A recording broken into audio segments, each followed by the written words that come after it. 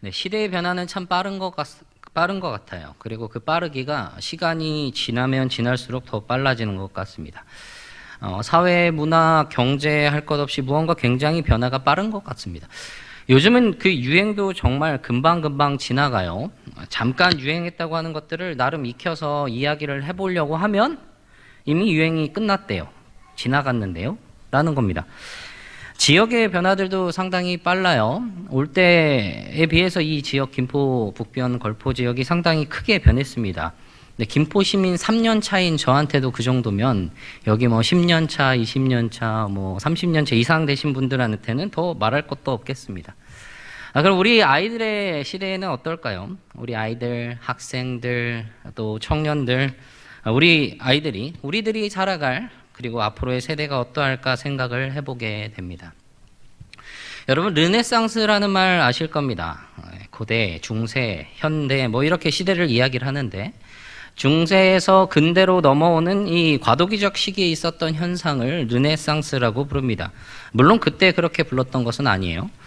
르네상스란 말이 재생, 부활 뭐 이런 의미인데 16세기에 조르조 바사리라는 이 건축가 겸 화가가 미켈란젤로의 그 작품을 해석하면서 그 작품이 그리스 시대와 로마 시대를 다시 불러왔다라는 그 말로 이탈리아로 리나시타라고 한 것을 이제 19세기 말에 프랑스 역사가 중에 미슐레라는 사람이 그 자신의 저서에 프랑스 말로 르네상스라고 번역을 하면서 그 말이 사용되기 시작을 했습니다.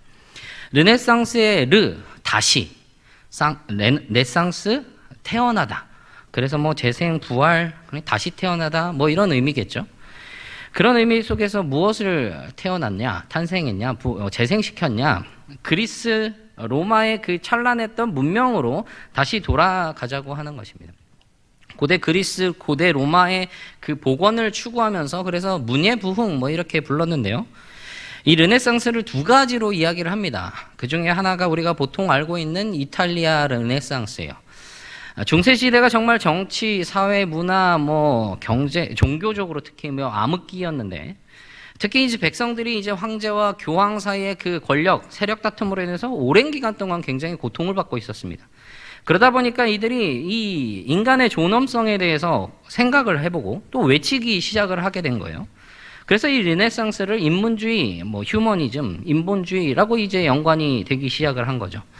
그러면서 이제 이 고대의 고전을 재생을 하려고 하면서 이제 문학과 예술에 상당한 부흥을 일으킵니다. 이때 이 유명한 인물들이 레오나르도 다빈치, 미켈란젤로, 라파엘로 뭐 이런 인물들이 있었습니다. 예술계에서 이 사람들 이름하면 모르는 사람 없을 거예요. 새로운 예술, 새로운 미술, 건축까지도 이런 새로운 물결들을 일으키는 모습을 보게 되는 것이죠. 이 새로운 물결의 중심이 무엇이었냐면 인문주의, 인본주의, 인간이었다는 겁니다. 이전에 풍경 위주의 그런 그림들에서 이제는 사람 중심이 됐어요. 그런 인본주의적인 변화가 이루어졌다는 것이죠. 그게 이탈리아 르네상스였다는 겁니다. 또 하나가 반면에 이제 북방 르네상스예요. 북방 르네상스는 이제 조금 다른 쪽으로 접근을 합니다. 이탈리아 르네상스가 이제 사람 중심으로 인간의 존엄성을 세우기 위해서 그리고 이전에 잘못된 것들을 바꾸어서 인간 중심적으로 어떻게 좋은 쪽으로 인간이 변화할 수 있을까를 생각을 해봤다면 북방 르네상스는 관점이 조금 달랐다는 거예요. 이 북방 르네상스는 사회와 교육에 대한 개혁, 특히 어디에 또 개혁을 관심을 가졌냐면 종교적인 혁신에 굉장한 관심을 가지게 되었습니다. 똑같이 돌아가자, 다시 재생해보자인데 이 북방 르네상스가 돌아가자 하는 것은 하나님을 바로 알아보자라는 겁니다. 하나님을 바로 알아보자. 그러기 위해서 이들이 돌아가야 할 곳 성경이었고 원래 기독교 정신으로 이들이 돌아가야 했던 것입니다. 그래서 성경의 원어들을 연구하고 초대 기독교 고전들, 그러니까 그리스어나 히브리어로 된 그런 고전 문헌들에 대한 연구로 이들이 들어가기 시작을 한 거죠. 이렇게 다른 두 가지의 색깔로 인해서 이탈리아 르네상스 그리고 북방 르네상스를 가리켜서 이탈리아 르네상스가 신생 예술을 탄생시켰다면 북방 르네상스는 신생 종교를 탄생시켰다고까지 이야기를 하고 있다는 것이죠. 이 북방 르네상스, 하나님을 바로 알자. 그러려니 성경으로 돌아가야 하고 원래 기독교 정신으로 돌아가야 하는데 이 당시의 사람들이 성경을 읽을 수가 없어요. 당시의 성경이 라틴어였는데 일반 사람들은 라틴어를 읽을 수가 없었습니다. 그때 한 사람이 한 가지 소원을 품어요. 이 사람들에게, 이 일반 시민들에게 성경을 읽게 해야겠다는 것입니다. 그 사람이 바로 영국의 존 위클리프라는 사람이었습니다. 이 사람은 성경만이 신앙의 유일한 표준이라는 그 기준을 가지고 성경을 번역을 하기 시작을 해요. 그래서 이제 1382년인데 그때 교황청에서는 이 성경으로 돌아가자 하고 그 초대교회의 정신으로 그리고 그 성서적인 유산으로 돌아가야 한다면서 성경을 번역하는 이 위클리프를 이단으로 정죄하고 핍박을 하기 시작을 합니다. 그리고 성경을 라틴어 외에 다른 언어로 번역을 하는 것을 금지를 시키죠. 그래서 위클리프가 이제 택했던 방법이 무엇이었냐면 순회 설교자들을 이렇게 조직을 하기 시작을 합니다. 그리고 그들이 돌아다니면서 말씀을 직접 이야기를 하기 시작을 해요. 말씀을 다 암송을 해서 그 암송한 말씀들을 다 읽어주고 그 다음에 그것들을 다 이야기를 해주기 시작을 하는 것이죠. 그들을 롤라드 전도대라고 이야기를 합니다.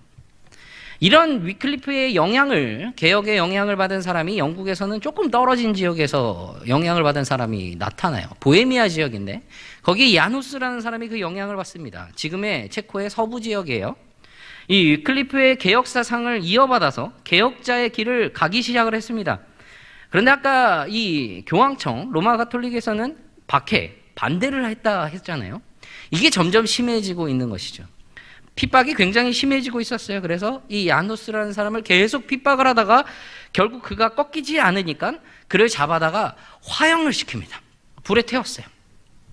거기에다가 이미 존 위클리프는 죽었는데 그 사람이 이제 야누스가 죽은 때가 1415년인데 존 위클리프가 1384년에 죽었거든요. 거의 죽은 지 30년이 넘은 그 사람의 무덤을 파헤쳐서 뼈를 꺼내서 그 뼈를 불사릅니다. 자, 굉장한 핍박이고 굉장한 박해가 이렇게 일어나고 있어요. 그러면 개혁이 그 말씀으로 돌아가고자 하는 그 운동이 꺾였느냐? 그게 아니었다는 겁니다. 그로부터 조금 지나서 1440년대에 굉장한 발명품이 만들어집니다. 그게 요하네스 구텐베르크 금속 활자 인쇄기가 발명이 된 것이죠. 신앙 서적들이 어마어마하게 인쇄가 되어서 늘어납니다. 물론 이 인쇄기를 통해서 면죄부가 엄청 발행이 되었어요. 이런 배경 속에서 한 사람이 등장을 합니다. 독일의 마틴 루터였어요. 교황청의 잘못된 가르침에 반박을 하는 1517년에 95개조 반박문을 비텐베르크 교회 문에 붙이면서 종교개혁의 불씨를 지핍니다. 그리고 그의 95개조 반박문들이 이 인쇄기를 통해서 발행이 되면서 유럽 전역에 퍼지게 돼요. 유럽 전역에 꿈틀대고 있던 그 종교개혁의 불씨들이 지펴져서 유럽이 뒤집어집니다. 스위스의 찌빙글리, 그리고 스위스 제네바의 칼빈 내기까지. 그리고 그 칼빈 영향을 받아서 스코틀랜드의 존 낙스와 같은 그런 개혁자들이 각자 다른 나라들에서 조금씩 다른 모습의 개혁들로 이루어 나가는데 동일한 점이 있어요. 이들의 개혁을 이루는 동일한 점이 있어요. 그게 무엇이냐? 하나님 중심이었다는 거죠. 하나님 중심. 북방 르네상스의 그 중심이 하나님 중심 사상이었던 것처럼 이들의 종교 개혁의 사상의 중심도 하나님 중심 사상이었다는 겁니다. 그리고 그것을 위해서 정말 중요하고 꼭 필요한 것이 바로 성경, 하나님의 말씀이었다는 것이죠. 그런데 어때요? 그 이후의 시대를 쭉 생각을 해보면 시대가 지날수록 세속화가 이루어집니다. 신본주의 이런 종교개혁에서 하나님 중심된 사상을 이렇게 막 키워나갔는데 인본주의 사상이 그것을 막 덮어나가는 그런 모습들을 보게 되죠. 중세를 지나서 근대, 현대, 이제 포스트 모던이라고 이야기를 하는데 지금 시대의 특징이 무엇이죠? 포스트 모던주의, 상대주의, 절대는 없다. 인간의 이성이 우선이다. 하나님이 아니라는 겁니다. 어두웠던 그 중세를 깨웠던 것, 종교개혁, 그리고 그 종교개혁의 핵심 하나님 중심, 그리고 하나님의 말씀으로 돌아가자는 것이었습니다. 철저하게 말씀으로. 개혁된 교회는 계속 개혁되어야 된다라고 이야기를 하죠. 날마다 하나님의 말씀으로 개혁해야 한다는 것입니다. 그럼 우리는 어떠해야 할까요? 오늘 우리가 읽은 느헤미야 8장, 포로 시대입니다. 바벨론에 의해서 이 남유다가 멸망하고 많은 유다 백성들이 바벨론으로 사로잡혀 갔어요. 포로로 끌려갔죠. 하나님의 백성인데, 우리는 하나님의 택함 받은 그 선민들인데 어떻게 우리의 나라가 망하고 이 영원할 것이라고 여겼던 그 나라가 망했고, 게다가 그들이 정말 자랑스럽게 여겼던 솔로몬의 성전마저 무너져 버렸습니다. 희망이 있을까? 그런 생각들까지 하게 되는 것이죠. 그런데 그들이 결국 다시 돌아와요. 이 예루살렘으로 말이죠. 하나님이 약속하셨던 대로 말입니다. 1차 포로기한 때 수룹바벨을 필두로 해서 돌아옵니다. 그리고 성전을 다시 지어요. 물론 솔로몬의 성전에 비해서는 정말 초라하기 그지없지만 어쨌든 성전을 다시 지었습니다. 2차 포로기한 에스라, 3차 포로기한 이 느헤미야 3번에 걸쳐서 돌아와요. 성전을 지었는데 아직 완전하게 회복되지가 않았습니다. 왜냐하면 예루살렘 성벽이 무너진 채로 있었기 때문이죠. 성벽이 없으니까 이 치안이 너무 열악해요. 주변에 이 적들이요, 그냥 너무 쉽게 쳐들어옵니다. 그리고 너무 쉽게 약탈을 해가는 거예요. 그럼 어때요? 여기에 있을 수 있을까요? 다 뿔뿔이 또 흩어지는 겁니다. 그러다 보니까 누가 거기 있으려고 했겠어요. 느헤미야가 이제 들어와서 귀환을 하면서 사람들과 함께 성벽을 재건을 합니다. 그걸 52일 만에 해냈어요. 그리고 나서 원래 그 자리에 있어야 할 사람들, 뿔뿔이 흩어졌던 자기 집을 버리고 다시 돌아오게 이렇게 채웁니다. 자, 이제 예루살렘 성벽이 재건되었어요. 이제 성전이 다시 지어졌죠. 그리고 그 안에서 하나님 예배할 수 있잖아요. 그럼 이제 다 된 거냐? 그게 아니라는 거예요. 무언가 아직 부족한 문제가 있다는 겁니다. 정말 중요한 문제가 아직 해결이 안 됐다는 거예요. 그 근본적인 문제를 해결해야 된다는 겁니다. 그 일이 일어나는 순간이 오늘의 8장의 내용이에요. 이스라엘 자손들이 모여서 영적 대각성 운동을 일으키고 있는 것입니다. 굉장한 신앙의 집회 현장을 보여주고 있어요. 이 포로에서 귀환한 이들이 종교개혁을 이루고 있는 것입니다. 8장 1절에 보니까 이스라엘 자손이 7째 달에 이 모든 백성들이 수문 앞 광장에 모여 있다고 이야기를 합니다. 7째 달. 근데 유대력으로 이 7째 달은요, 이들에게 굉장한 의미가 있는 달이에요. 지금의 태양력으로 따지면 9월, 10월 정도 되는데, 2절에서도 이 7째 달 중에서도 초하루라고 이야기를 하는데, 이 유대 종교력 7째 달 초하루가 바로 나팔절입니다. 그리고 이 7째 달이 왜 의미가 있다고 이야기를 했냐면, 7째 달의 초하루 7월 1일 나팔절, 그리고 10일은 대속제일이에요. 그리고 15일부터는 장막절, 초막절이라고도 하고 수장절이라고도 하는 그날이 일주일 동안 시작이 됩니다. 자, 1일 나팔절이에요. 말 그대로 나팔을 불어서 특별한 성회로 사람들이 모이는 절기입니다. 그런데 이 종교력으로 7째 달이 민간력으로는 1월이에요. 새해 1월. 그러니까 새해가 시작되는 이날에 이스라엘 백성들은 나팔을 불어서 한 해의 시작을 알리고 그날에 하나님께 모여서 예배함으로 새해 첫날을 시작을 하고 있는 것이죠. 하나님으로 살아가겠다. 나중에 유대교가 확립이 되고 난 다음엔요, AD에 들어서는 이 나팔절을 신년제로 지키면서 더 성대하고 화려하게 지켜요. 어쨌든 한 해를 이 하나님의 뜻에 합당하게 살기를 다짐하는 그런 절기로 지킵니다. 10일 대속제일, 회개와 회복의 날, 다시 새롭게 되돌리는 그날입니다. 15일 초막절, 장막절, 15일부터 일주일 동안 장막을 짓고 거주하면서 지키는 절기입니다. 광야 동안에 지켜주신 그 하나님의 은혜를 기억하고 감사하는 절기죠. 애굽에서 건져주신 것만으로도 감사한데, 그 건져주시고 나서 광야의 그 모든 생활들을 지켜주신 그 은혜를 또한 기억하고 감사한다는 것이죠. 모여서 예배하고 회개하고 회복을 바라며 구원하시고 지켜주시는 그 은혜를 기억하는 굉장히 의미가 있는 7째 달입니다. 이러한 귀한 달에, 그것도 첫날 이 나팔절의 한 해를 시작하는 날에 이들이 모여서 집회를 시작을 하고 있다는 거예요. 무엇으로 시작을 하느냐? 1절에 이렇게 말합니다. 이스라엘 자손이 자기들의 성읍에 거주하였더니 7째 달에 이르러 모든 백성이 일제히 수문 앞 광장에 모여 학사 에스라에게 여호와께서 이스라엘에게 명령하신 모세의 율법책을 가져오기를 청하매, 모든 백성들이 수문 앞 광장에 일제히 모였습니다. 그리고 학사 겸 이 제사장인 에스라에게 요청을 해요. 무엇을요? 모세의 율법책, 하나님의 말씀, 그 성경을 가지고 와달라고 요청을 하고 있습니다. 하나님의 말씀을 가지고 와서 우리에게 와달라고, 그리고 그것을 읽고 우리가 깨닫도록 가르쳐달라는 거예요. 말씀을 읽어주세요. 말씀을 가르쳐주세요. 알려주세요. 이렇게 시작을 했다는 겁니다. 성전도 지었고 성벽도 재건을 했어요. 그러나 근본적이고 중요한 문제, 해결해야 될 문제, 이들 그것을 하나님 안에서 해결받겠다고 하는 겁니다.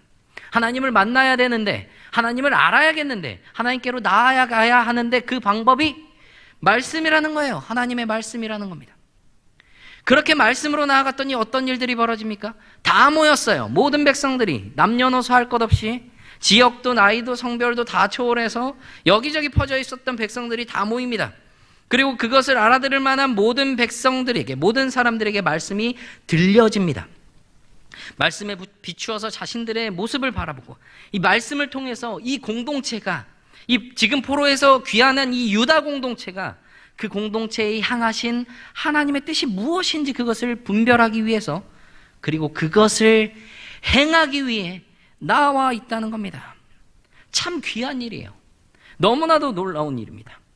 그런데요, 더 놀라운 것이 이것입니다. 3절에 수문학 광장에서 새벽부터 정오까지 남자나 여자나 알아들을 만한 모든 사람 앞에서 읽음에 뭇 백성이 그 율법책에 귀를 기울였는데, 언제부터 언제까지라고요?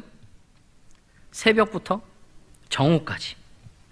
이들이 지금 이날에, 이 나팔절에 하나님의 말씀을 귀 기울여서 듣고 있는데 그 시간이 새벽부터 정오까지랍니다. 시간으로 따지면 뭐 못해도 5시간, 6시간 좋게 될 것 같아요. 뭐 그때 지금처럼 전기가 이렇게 불이 있겠습니까? 뭐가 있겠어요?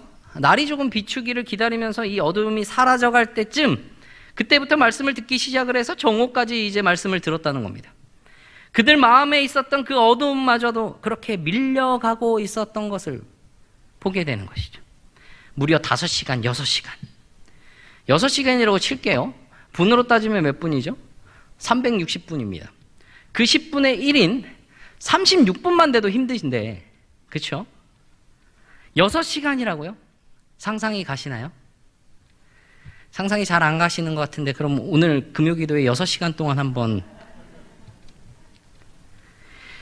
이 특별히 지은 이 나무 강단에 선 에스라, 그리고 그의 곁에 선 사람들, 그리고 광장에 서 있는 모든 사람들도 6시간 동안, 그 이상일 수도 있어요. 보통 일이 아닌 겁니다.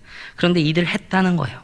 그것도 귀를 기울이고 있어요. 하나님의 말씀을 경청을 합니다. 하나님이 이 나무 강단 위에 세우신 하나님의 종, 학사며 제사장인 이 에스라를 통해서, 그를 통해서 하나님께서 말씀을 전하고 계심을 분명하게 바라보며 그들이 그 말씀을 듣고 손을 들고 아멘 아멘 응답을 합니다. 하나님께 대한 전적인 신뢰와 의지를 그렇게 나타내고 있어요. 또 몸을 굽힙니다. 하나님을 전적으로 신뢰하면서 순종하겠습니다, 그렇게 표현을 하고 있는 것이죠. 얼굴을 땅에 대고 경배를 합니다. 철저하게 하나님을 송축하면서 예배하면서 경배하고 있는 모습. 절대적으로 하나님을 신뢰하고 의지하며 순종할 것을 고백하면서 하나님께 경배를 하고 있다는 것이죠. 언제요? 말씀이 낭독될 때, 그 말씀을 들었을 때, 이 말씀이 낭독된 다음 백성들이 하나님의 말씀을 듣고 그 가르침을 받고 깨달음을 얻어요. 하나님의 말씀을 통해서 하나님의 계획을 바라보고 하나님의 그 섭리와 그 사랑을 깨달아갑니다. 무엇이 하나님의 뜻에 가까운 것인지 그 분별력을 얻고 있다는 거예요. 그렇게 다 듣고 난 다음에 백성들 웁니다. 하나같이 다 울어요. 모두 울어요. 가식으로 우는 것도 아니고 우는 척을 하는 것도 아니고 그냥 의식적으로 울던 것도 아닙니다. 말씀을 듣고 난 후에 그 말씀과 같이 적절한 순종을 드리지 못했고, 말씀으로 전적으로 신뢰하고 의지하는 모습도, 그런 하나님의 백성으로서의 합당한 모습도 나타내지 못했음을 탄식하고 참회하는 그들의 울음의 모습이었다는 겁니다. 통회하고 자복하는 이들의 마음이 있다는 것이죠. 이번 우리 여름 사역들이, 이 여름 성경학교와 여름 수련회 이러한 일들이 일어나기를 소망해 봅니다. 하나님의 말씀에 대한 그 갈망, 듣고 싶습니다. 알고 싶어요. 그런 하나님의 말씀을 사모하는 마음, 그래서 그 말씀이 전해지는 그 자리 가운데서 하나님만을 바라보는 그 마음이 있기를 간절히 바랍니다. 그래서 그 말씀이 전해지는 가운데 하나님을 만나는 시간이 되기를 간절히 바라요. 성령께서 그 마음에 충만하게 하셔서 통회하고 자복하는 그 역사가 있기를 간절히 바랍니다. 다시 말씀 앞에 서고 다시 말씀으로 돌아오는 그런 개혁의 모습이 있어야 한다는 것이죠. 유대 이 포로귀한 공동체 무엇이 있었어요? 말씀이 있었습니다. 무엇이 근본적이고 무엇이 가장 중요하고 필요한 것이었어요? 말씀입니다. 종교개혁 무엇으로 이루어졌습니까? 성경, 말씀입니다. 우리들의 믿음, 오늘날 우리가 날마다 이루어가야 할 그 개혁의 모습 무엇으로 가능하다는 거예요? 말씀입니다. 말씀으로 시작하는가? 말씀 안에서 하나님을 만나는가? 그게 필요하다는 겁니다. 주미 한국대사관에서 일하시던 김명배 집사님이라는 분이 있었다고 해요. 미국에 있는 이 한국대사관에 근무하고 있을 때 그분의 어머니께서 위독하시다는 연락을 받게 되었습니다. 바로 서울로 돌아왔는데 돌아오는 동안 이미 어머니께서는 돌아가셨어요. 가족들과 함께 장례를 다 치릅니다. 근데 자녀들이 삼형제였어요. 김명배 집사님이 막내였는데 이제 장례를 다 마치고 나서 재산을 이렇게 정리하려고 삼형제가 모였습니다. 큰아들은 의사예요. 존경받는 의사였습니다. 큰형이 어머니가 남긴 재산은 자기가 필요 없대요. 자기는 이미 돈도 많고 잘 벌고 병 고치는 일이나 잘 하겠다는 겁니다. 둘째 아들은 사업가예요. 둘째 형도 자기는 안 가져가겠답니다. 자기도 충분히 벌 만큼 벌고 지금 하고 있는 사역도 너무 바쁘다는 거예요. 싫대요. 그러면서 이 막내가 공무원이고 형제 중에서 제일 어려우니까 막내가 가져가라고 말하고 있어요. 싫어하래요. 진짜로 있었다는 겁니다. 막내도 싫대요. 그럴 수 없다고 합니다. 내가 막내인데 그걸 어떻게 가져가냐고 결론이 나지 않습니다. 그런데 결론이 나지 않은 게 그것만 있었던 게 아니에요. 막내가 원하고 있던 그 김명배 집사가 원하던 게 있다는 거예요. 무엇이냐고 했더니 어머니의 성경책이랍니다. 그랬더니 큰형이 그건 절대 안 된다고, 내가 장남인데 그것은 내 거랍니다. 내가 가져가야겠대요. 둘째도, 이 둘째 형도 어머니의 성경책은 절대로 양보할 수 없다고 그렇게 말합니다. 막내가 울먹이면서 그렇게 말해요. 형들은 고국 땅에 있지 않느냐고. 어머니가 계시던 곳, 다니시던 교회에 얼마든지 가고 추억할 수 있지 않냐고. 자기는 무엇으로 어머니의 그 신앙을 추억하겠냐고. 이 성경책 자기가 꼭 간직하면서 읽으면서 어머니의 그 신앙의 여정들 따라가겠다고 그러는 겁니다. 이야기에, 우리가 그 듣기엔 그냥 이야기에 불과하겠지만 한번 생각해 보게 되는 문제라는 것이죠. 여러분, 무엇을 물려주시기에요? 무엇을 물려받겠다고 하시기를 원합니까?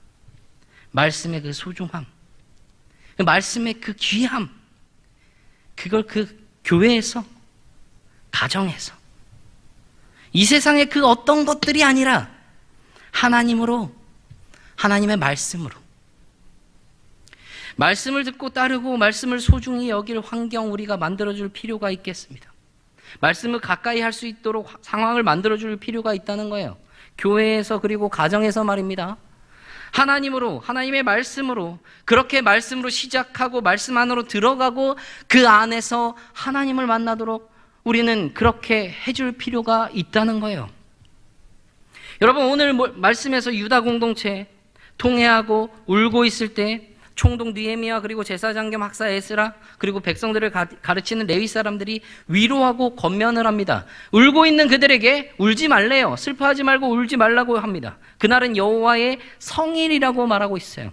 그리고 느헤미야가 이렇게 말합니다. 10절에서 느헤미야가 또 그들에게 이르기를 너희는 가서 살찐 것을 먹고 단 것을 마시되 준비하지 못한 자에게는 나누어 주라. 이날은 우리 주의 성일이니 근심하지 말라. 여호와로 인하여 기뻐하는 것이 너희의 힘이니라 하고, 하나님의 말씀을 통해서 하나님의 구원의 은혜를 바라봅니다. 그것을 기억할 때 기쁨이 있어요. 그 기쁨으로 하나님을 송축하고 예배합니다. 그리고 더불어서 이들 특별한 식사를 준비하도록 해요. 살찐 것을 먹고 단 것을 마시라고 하는 것이죠. 그리고 미처 준비하지 못한 사람들을 위해서 나누어 주라고 하고 있어요.